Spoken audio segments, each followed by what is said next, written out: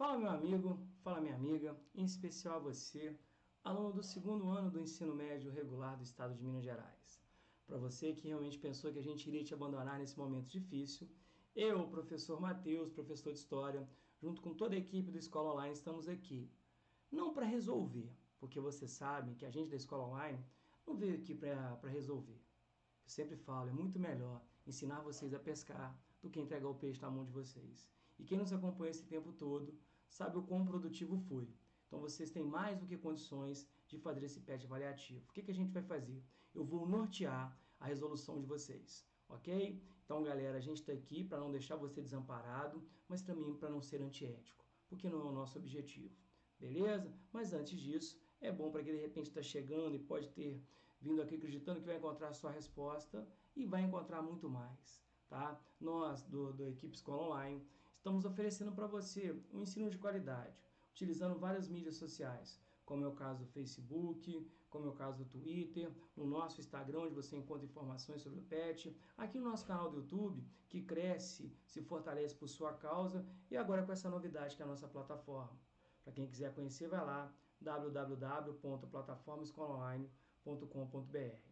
Então, a gente está aqui mais uma vez para realmente atender a pedidos e não deixar você desamparado. Mas antes da gente começar a resolução, ou melhor, conceituar a resolução, o que a gente faz normal? Bora lá? Roda a vinheta!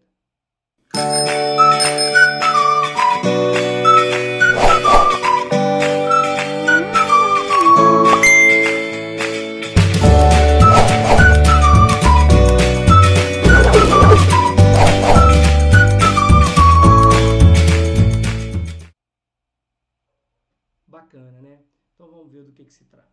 Bom, a primeira questão colocada para a gente, olha só, tá lá, as ideias dos diversos filósofos do iluminismo. Então estou falando do movimento também chamado de movimento ilustrado, aonde a partir do século XVII, tá, e que vai se consolidar também no século XVIII, tá, que tanta importância exercem os movimentos sociais do século XVIII e XIX, tem como princípio comum. Então, galera, não tem como a gente falar em iluminismo sem falar do quê? De um movimento feito pela burguesia que traz para as pessoas uma nova forma de enxergar o mundo. O mundo através da liberdade, da razão, do experimentalismo, da ideia da igualdade, um mundo de caráter muito mais científico. Rompe com aquela ideia de que Deus era responsável por tudo e você busca racionalizar. Então, falar de iluminismo, galera, vejam vocês, tá? Quais são os princípios? A república como único regime político democrático? A razão como portadora do progresso e da felicidade? As classes populares como base do poder político? O calvinismo como justificativo de riqueza material? A igualdade social como alicerce do exercício da cidadania? Galera, essa aqui é muito fácil. Claro que você vai marcar qual? Então, galera, a resposta está onde? A resposta está no PET 1. Na nossa primeira semana, quando a gente teve o nosso primeiro encontro, quando lá a gente falou sobre a questão do iluminismo, falamos sobre as características e tudo mais. E também, para quem quiser um estudo de qualidade, você tem lá no nosso canal também, na parte A História Online, um aulão sobre iluminismo, dividido em duas partes. Fiquem à vontade, que vocês vão encontrar o que, galera? Informação de qualidade. Mas essa aqui está muito fácil para você conseguir resolver. Beleza, galera? Então vamos lá, vamos continuar trabalhando. Vejam vocês, tá? Então, bom, galera, questão de número 2. O que ela fala? A transferência da corte trouxe para a América Portuguesa a família real. Então, olha só, de cara eu estou falando sobre período joanino, ok? Então, estou falando sobre período joanino, sobre a época que a família real, liderada por Dom João VI e toda a família real fugindo de Napoleão, estão vindo para o Brasil. Tá? Então, você transfere a corte de Portugal para a colônia. Trouxe também, sobretudo, boa parte do aparato administrativo português. Personalidades diversas e funcionários régios continuaram embarcando para o Brasil atrás da corte, com seus empregos, dos seus parentes, após o ano de 1808. Ok? Então, olha só, você tem, na verdade, a chegada de Dom João VI no Rio de Janeiro, que se tornaria a capital, capital já era a sede da monarquia, e a família real vindo para cá, fugindo do bloqueio continental.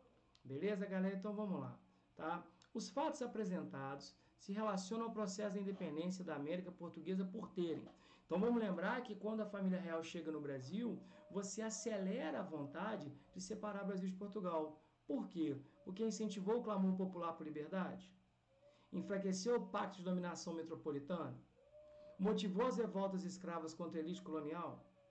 Obteve o apoio do grupo constitucionalista português? Provocou o movimento separatista das províncias? Então, por que a vinda da família real contribui para o quê, galera? Para a independência do Brasil? Claro que você vai marcar o quê? Você vai marcar aquela consideração que você vai lembrar das semanas 3 e 4 do nosso patch número 1. No nosso primeiro patch, quando a gente teve o nosso contato, e lá você tem todo o processo que fala sobre a vinda da família real e a independência do Brasil. Beleza? Essa também está muito fácil. Você que tem conhecimento não vai precisar nem consultar. Mas quem tiver dúvida, está aí a nossa sugestão. Beleza? Então segue o barco, galera. Observe atentamente o quadro de Pedro Américo, Independência ou Morte. Você tem um quadro que ele é muito bonito, você tem a figura de Dom Pedro sobre um cavalo, ao longo da população ao redor. Galera, isso aqui é uma entre aspas, né, é uma construção, porque nós sabemos que se nós pegarmos a figura de Dom Pedro, muita gente questiona se a nossa independência realmente acontece dessa forma, tá? Então, quer dizer, você cria uma realidade, é muito complicado a gente falar de independência do Brasil, porque você fica independente de Portugal, mas mantendo o português no poder. Então, do que se trata essa questão? Assinale a alternativa correta sobre essa obra. A. A pintura exalta a figura de Dom Pedro I como o único protagonista do processo emancipatório brasileiro. Ele está sozinho? A obra não teve nenhuma importância na construção do imaginário brasileiro, ao permanecer oculto durante quase todo o século XX. Quem nunca viu essa imagem? A função do quadro era apenas decorativa, pois se tratava de uma encomenda de Dom Pedro II para conservar a memória do pai? A pintura é extremamente fantasiosa, pois o dito fato na realidade não ocorreu? A obra representa a realidade dos fatos ocorridos no Brasil no momento de sua independência? Então, galera, vejam vocês, o que a gente tem que tomar cuidado? Quando a gente vai falar sobre a ideia da independência, existe até uma charge que diz, olha, viva a independência. O que será isso, mãe? Deve ser um novo produto inglês. Então é quando a gente questiona algumas ideias sobre o quê? Sobre a tal da independência, do como ela acontece, se ela de fato é realmente o seguinte, é daquele jeito, tá? Bem tranquila para você fazer. Vamos lá, galera? Então segue o barco. Bom, questão de número 3, você vai encontrar, claro, acabei esquecendo de falar para vocês, lá no patch 2 da primeira semana, nós temos um aulão sobre a questão do quê? Da independência, da construção do Estado brasileiro durante o primeiro reinado. A gente vê a questão do quê? Da realidade e das fake news de longa data. Show de bola? Então, gente, seguinte, tá? Observe a tabela, galera. Então é o seguinte, estimativa do número de escravos africanos desembarcados no Brasil entre os anos de 1846 e 1852, ou seja, estou falando do século XIX, ok? Estou falando o seguinte, moçada, estou falando na época de segundo reinado, show de bola. Estou falando exatamente de uma época onde o Brasil, nesse período, vivia basicamente em função do café. Então tá lá, você percebe o seguinte, que está havendo, olha só, uma diminuição, vejam vocês, do número de escravos. Você tem um aumento e depois você tem uma diminuição.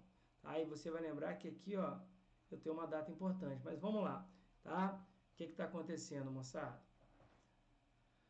A mudança apresentada na tabela é reflexo da Lei Eusébio de Queiroz, que em 1850, então vamos lá, aboliu a escravidão no território brasileiro, essa que abole a escravidão, definiu o tráfico de escravos como pirataria, elevou as taxas para importação de escravos, libertou os escravos com mais de 60 anos, garantiu o direito de alforria aos escravos. Então, galera, eu até coloquei para ficar fácil um quadrinho para você poder lembrar das leis abolicionistas. Essa aqui é muito fácil. Ela é tão fácil que você quiser a resposta, você vai lá o quê? No patch 2, na semana 2, e a gente tem um aulão, tá, galera, no nosso projeto Eu Não Erro Mais, sobre escravidão, que eu falo sobre essas leis e eu tenho certeza que você não erra mesmo. Ok? Então, galera, segue o jogo aí, segue o barco.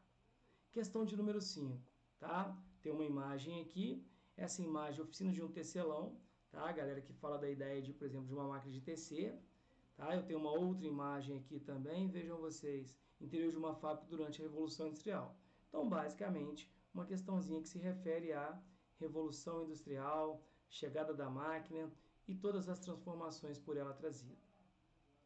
Beleza, galera? Bem tranquilo, não tem muito o que errar. Vamos ver o que se trata? Então tá assim, galera. Considerando os contextos históricos aos quais as pinturas se referem, elas evidenciam. Então o que elas estão vendo na pintura ali? Degradação humana nas fábricas que surgiu na Inglaterra no final do século XVIII. Transformação, quer dizer, degradação é como se eu estivesse pintando que é a situação muito ruim do homem. Transformação provocada pela Revolução Industrial nos termos de produção, porque quando eu falo em Revolução Industrial, o que eu lembro? Máquina. Continuidade do sistema artesanal para o modelo fabril, então você mantém o artesanato. Precariedade da tecnologia utilizada na produção industrial inglesa. Será que naquela época aquilo era precário ou era moderno? Dificuldade de conseguir trabalho no início da Revolução Industrial. O que você vai fazer? Você vai olhar para aquela pintura e vai marcar o quê? Aquilo que a gente coloca como sugestão. Você tem lá o seguinte, no nosso PET 4, na segunda semana, quando a gente fala da Revolução Industrial, no PET 5 a gente também fala um pouco mais sobre as mudanças trazidas por ela, e mais uma vez a gente tem um aulão lá no aula 6 no projeto Eu Não Erro Mais, quando a gente cita a Revolução Industrial. Então essa aqui está muito tranquilo se você fizer uma boa leitura de imagem. Beleza? Tranquilo? Não erra mais. Então vamos lá, galera. Questão 6, a última. Em 9 de novembro de 1989, os 156 quilômetros de extensão, cerca de 300 torres militares para observação, os cães policiais e as 127 cercas eletrificadas desapareceram, deixando um rastro de cerca de 80 mortos, 12 feridos e milhares de aprisionados nas diversas tentativas de fuga, e dezenas de milhares de famílias berlinenses divididas e sem contato algum. Galera, berlinense, divisão, óbvio, estou me referindo ao nosso querido e, claro, execrado Muro da Vergonha, ou aí, Muro de Berlim. Nós temos aqui, galera, o esboço da construção de um muro que vai dividir cidades no contexto de Guerra Fria e que mesmo que com a queda do muro, a gente até depois teve uma aula falando sobre os atuais muros. Beleza? Então, gente, o texto acima refere-se ao Muro de Berlim, segundo o qual podemos corretamente, então é a questão correta, afirmar o que, galera? Vamos lá. Foi o maior símbolo da divisão do mundo entre o bloco ocidental e oriental, o primeiro liderado pelos Estados Unidos e o segundo encabeçado pela antiga União Soviética, das Repúblicas Socialistas Soviéticas, por nós chamada de União Soviética. Foi construído no ano de 1945, por ocasião do término da Segunda Guerra Mundial e o início da polarização dos Estados Unidos e União Soviética, fenômeno conhecido como Guerra Fria. Então, será que ele foi realmente o quê? Construído em 45? Foi construído em 1961 pela Alemanha Oriental, separando-se da Alemanha Ocidental. Além do aspecto ideológico da construção, havia o objetivo de impedir a fuga de cidadãos para a Alemanha Oriental, que recebeu mais de 2 milhões de pessoas do lado capitalista entre 49 e 61. Será? Apesar de simbolizar o começo da Guerra Fria, ela começa ali, sua destruição não tem relação com seu fim, tendo em vista que a União Soviética, hoje Rússia, apesar de algumas perdas territoriais, continua disputando a hegemonia mundial, a exemplo do que ocorreu recentemente na Ucrânia. Podemos considerar que sua construção teve os mesmos motivos da construção do atual muro, que separa Israel e Palestina, que é o muro lá da Cisjordânia, tendo em vista os aspectos étnicos e culturais. Qualquer um que sabe que aquilo ali é uma questão religiosa, será que é a mesma coisa? Então, se eu tiver que marcar, galera, o gabarito aqui para vocês, é só você ir lá e consultar o nosso PET 6, tá, galera, nas semanas 1 e 2, quando a gente fala sobre os muros, sobre a divisão, sobre a Guerra Fria, e a gente tem um aluno no projeto Eu Não Erro Mais, também falando sobre Guerra Fria. Beleza? Então, espero ter ajudado. Como eu falei, você tem bagagem suficiente para responder e a gente o que? Não te deixa parado. A gente dá condições de fazer esse PET avaliativo bem tranquilo. Então, agora eu deixo para vocês o meu Feliz Natal, um ótimo Ano Novo e a gente se encontra por aí. Fiquem com Deus. Até a próxima.